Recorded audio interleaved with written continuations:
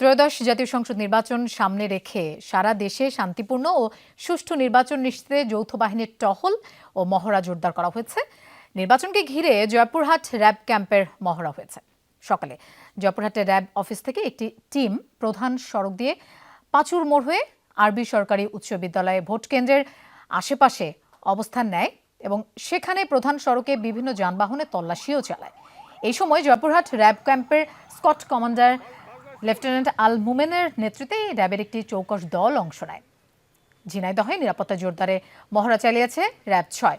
সকালে RAB ৬ CPC ২ Jhenaidah ক্যাম্পের সামনে থেকে বিশেষ এই টহল শুরু হয়। পরে জেলা প্রশাসকের কার্যালয়ের সামনে দিয়ে চাকলাপাড়া প্রদক্ষিণ সহ শহরের গুরুত্বপূর্ণ সড়ক ও জনসমাগমপূর্ণ এলাকায় এই মহড়া হয়।